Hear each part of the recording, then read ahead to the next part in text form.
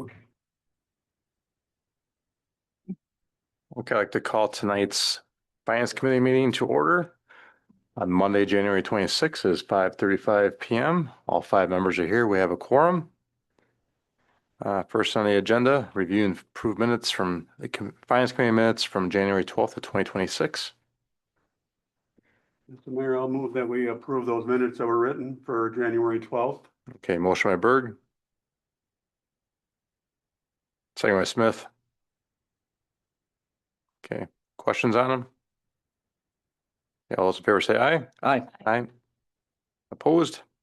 Thank you. Next, public comment. Each individual who would like to address the committee, we've permitted up to 3 minutes for their comments on agenda items only. If you wish to speak to the committee, please state your name and address. And seeing none, I will move on then. Okay, next under business. A, discuss Watertown tax rate and county mill rate comparisons. Provided these to you so that you have the ability to compare 1 year to the next year on page 4. And then on page 5, how we fare within the other cities of both of our different counties. Mill rates are listed on the left side of page 5. Equalized rates are on the right side. And I've added third year instead of deleting just to see some of the trends on there. Recall that equalized rates are what the tax rate would be if every municipality assessed property at 100% of the market value. All municipalities don't revalue property in the same year, so assessed values can drift away from what the market value is. And Wisconsin DOR corrects this by estimating each municipality's equalized value, which reflects then fair market value across the state. The positive is that in both counties, Watertown has moved down to the lower numbers. What was a rank 4 out of the 8 in Dodge County, we are now listed as 3. And then what was ranked last year at 2, we are listed as the lowest in comparable rates for the Jefferson County cities.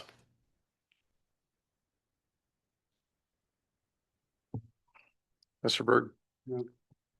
Just to make some comment, actually, Mark, it looks good, and it is in different ways. It's good to always have a mill rate that's going down, but I think there's a little bit of information in looking at this that needs a little more scrutiny, or at least thinking about. And one factor that's working in our favor right now for this last year is that the school district, in the way that they are doing their levy, is benefiting us in a big way. Minus 9% for Dodge County, minus 8% for Jefferson County. And what I understand a little bit in trying to look at this topic is they had a referendum several years ago. They were given by property owners, taxpayers in the Watertown district, a sum of money that they were able to use as revenues to get them through because of their need at the time that was justified through an approval back then for that operational funds that they were struggling with at the time that made them request a referendum. They're going to be in front of our taxpayers again in April, making a similar request for the same reason, and that is that their enrollments are going down, and the formula right now, because of the monies that they continue to use from their previous referendum, are allowing them to have revenues in the short term. But I looked into their fund balance, and they are not in a position to continue with that, which is making this referendum a big deal. If it doesn't pass, there's going to be a lot of problems with their budget, and it's going to reflect in the larger tax bills that people get going forward. So I'm on the side of supporting it for that reason. But I'm also aware as a property owner that the company that we've hired has been very, very aggressive on giving high values of property throughout the city. And a person prior to tonight's meeting, he told me that his house went up 85% over a period of 3 years on property valuation. And I understand it's based on comps, and I understand that in the end, people are selling for very high numbers. And that is what happens in real estate when properties become sold. Those comps or examples then get used by other people in order to justify the value of their home. And it creates an inflated type value. It helps us get lower mill rate because they have that effect, inflated values. But I think it's good, but I think we are going to have to see what happens a year or two from now. And our school district is an important factor in the overall equation, which we are going to have to see how that plays out in April. Yes, I was not attempting to hide it, and that's why I listed each of the taxing entities on page 4 so that you could see all of the details of that. We spend our time and effort here dealing with the city, so I can't control obviously anything Right. that's up to the schools in those numbers. Just as a reminder, when the reval was done in 22, it had been 10 years since the prior full reval was done in the city. So yes, everyone's rates did go up because they did not go up for the last 10 years before that. Ms. Davis, go ahead Um, first. I'm not sure if the Watertown Daily Times reporter is on, but I think this is news that should be published. Of course, we don't know what the future holds, but this year in Jefferson County, Watertown has the lowest equalized rate. That's good news. And we would welcome more people coming to Watertown, buying houses in Watertown and building in Watertown. And Mayor, I just wanted to follow up on Mr. Berg's comment or question on the appraiser. Did we change appraisers going ahead? No, it's the same company that won the bid, Okay, We've had them for 4 years, I think, 22 through 25. 3 years. Mr. Smith, you have your hand up or no?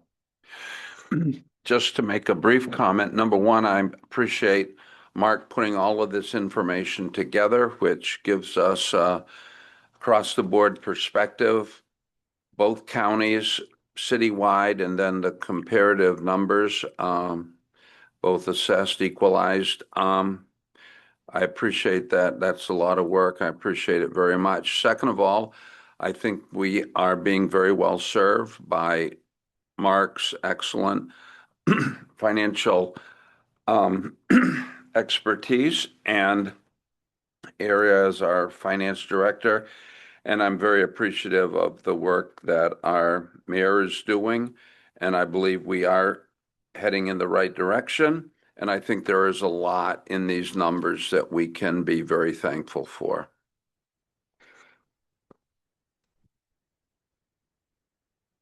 Okay. We move on to B, review and take action, approve the hiring of a parks project supervisor. I know there's a memo from Christine in your packet. And also in your packet, there's a request to fill.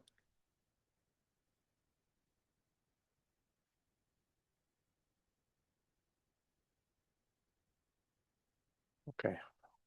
Go, Mr. Smith first.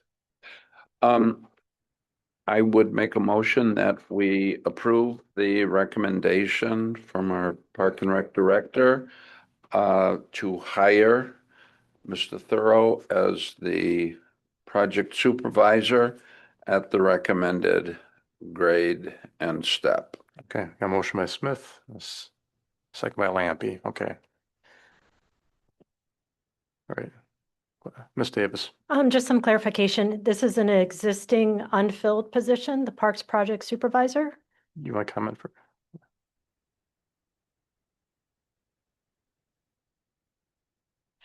It is actually hybrid position. So we had it sent out late at the end of last year, and the numbers came back in, and so then we put it out to fill.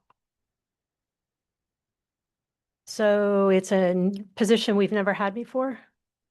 Correct. It's a position we've had, but that position wasn't a working hands-on in the field position. This one is. So it's adding an element to the job. And I guess my follow-up is,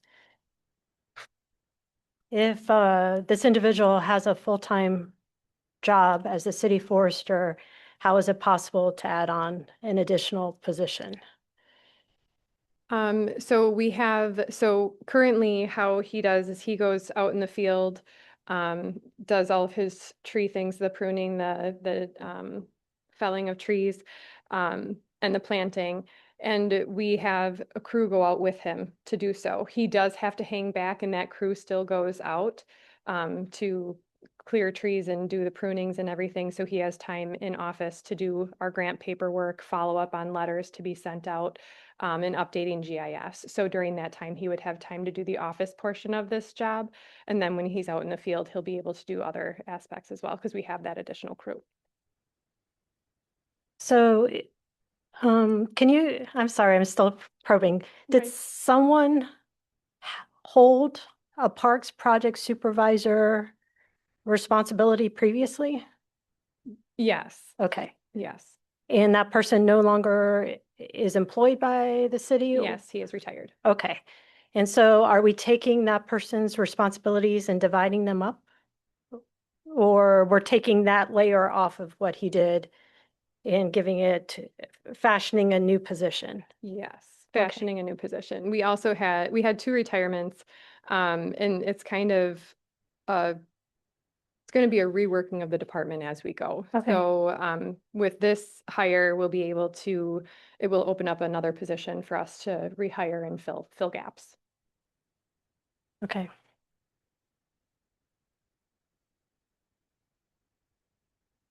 Mr. Berg, Okay, Christine, on the hierarchy within the department, where does this person fit in their position? Because we're paying that position a decent dollar amount. Mhm. Where does it show up on the ranking? They would be a direct report to me.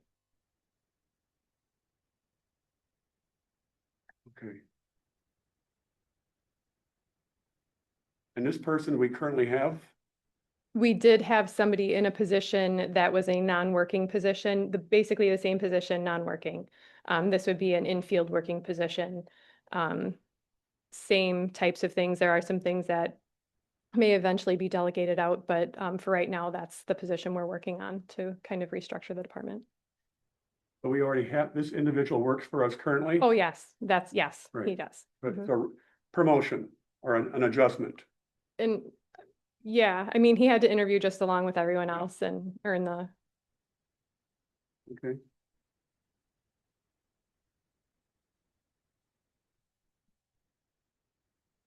anything else you want to add?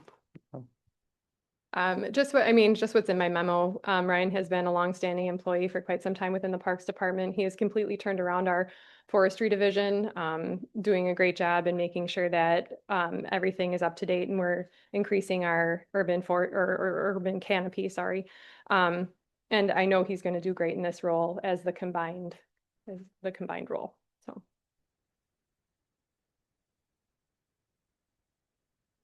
Okay.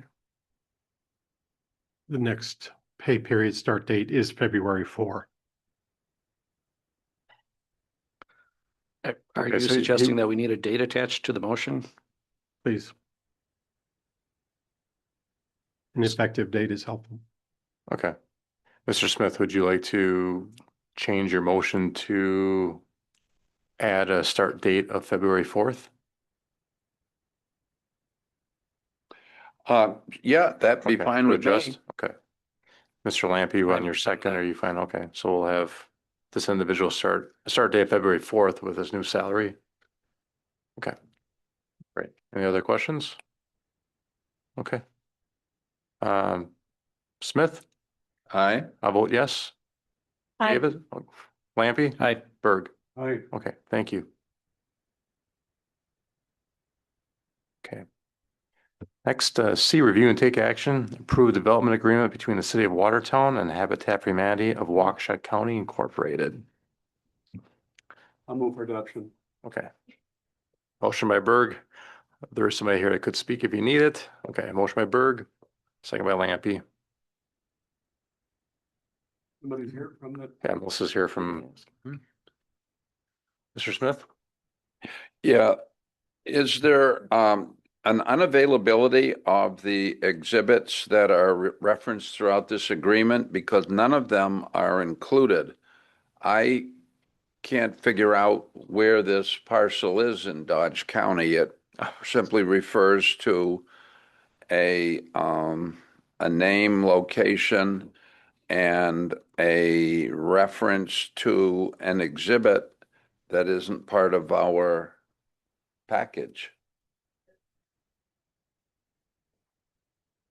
Yet regarding exhibit A, wasn't that, but then exhibit B, we normally insert that after the fact. It's just difficult to do so on the agenda. And then for exhibit C, we just insert a copy of our article 3 of chapter 535. Well, is there anything that can show us roughly where this property is? Bring a map up right now. Earlier, it's the parcel we purchased in June right across from the college. Thanks. Yeah, so it's 2 lots that we broke up into 12, right across from Madison Area Technical College. Right, I got it right here. Yeah, if you, it's the 2 You okay? northernmost. Yeah, it's kind of hard to. MATC's. Yeah, now you can see all right the here, red dots. and these are the 12 units Those are right here lots. across the street. Yeah, so we had our groundbreaking in November. We've been talking about this project for probably well over a year now. And developers agreement is one of the final pieces. So that's the location. Okay. Question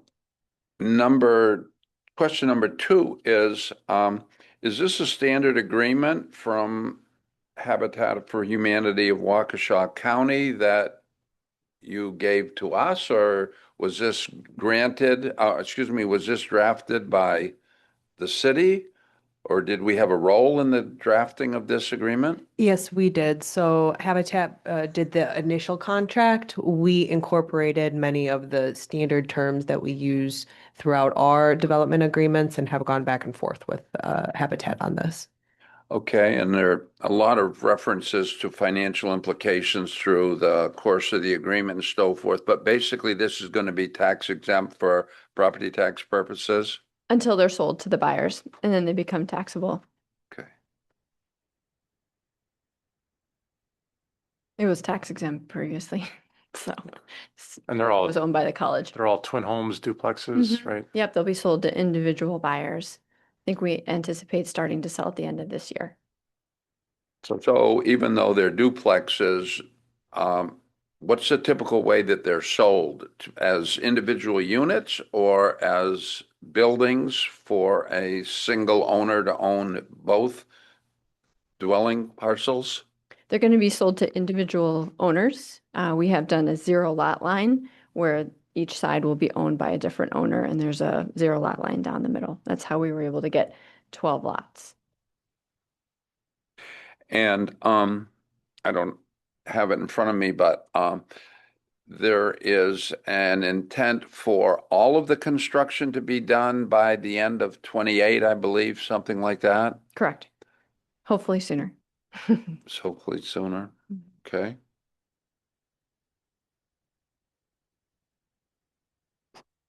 Mr. Lampy, go ahead.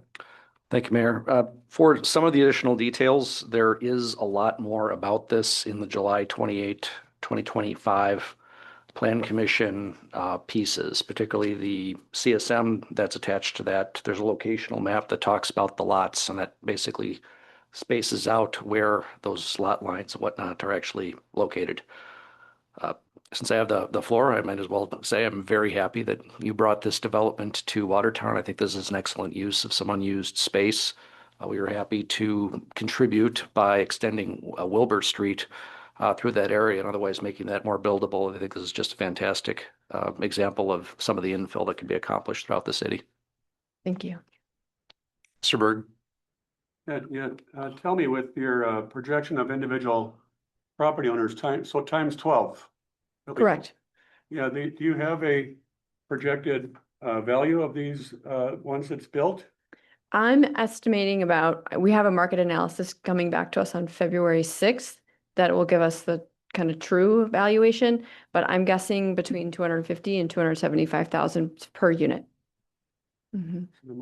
Yeah, well, you know what, I think we are starting to see development in our town, which is good, and I think we do need a mix of properties that give a wide range of opportunity for people to own housing in our community. And I think once they have ownership, then they have the duties of ownership, and that's up to them as individuals. But I do think it's obviously needed to have that mix, and that's why I would be a strong supporter of it. Great. Okay. Anything you want to add? Just thank you to the city staff, the mayor, and city attorney. We did collaborate quite a bit on this development agreement, and we hope that can kind of keep it sort of standard as we move on to future projects in Watertown. That we're not changing a lot of things, and that we can kind of get used to, and hopefully keep our process moving more quickly. Okay. All right, thank you. Okay. I'll look. Berg? Aye. Smith? Aye. Yes. Davis? Aye. Lampy? Aye. Okay, thank you. Okay, next item D. Convene a closed session for statute 19.85 to confer with legal counsel for the governmental body who is rendering oral or written advice concerning strategy to be adopted by the body with respect to litigation in which it is likely to become involved. Walgreens versus City of Watertown, excessive tax claim. Also move. Okay, motion by Lampy. Second by Smith. Okay, Lampy, Aye. Berg, Aye. Smith. Aye. I vote yes. Davis. Okay, thank you.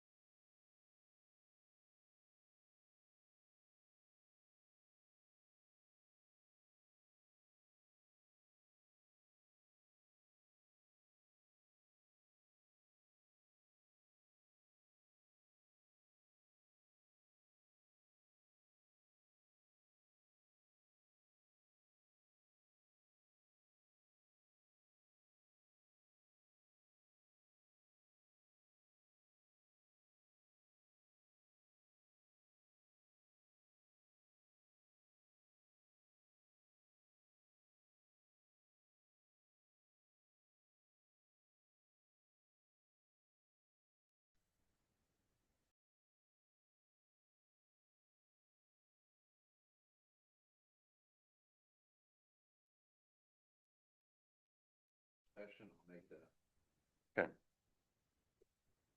Motion by Smith.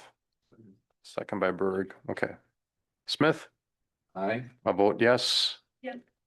Lampy, Aye. Berg. Aye. Okay, back in open session at 6:35. And recordings, I think we're good. Okay. That was the last item under business. So I'll then entertain a motion to adjourn. Okay, motion by Smith,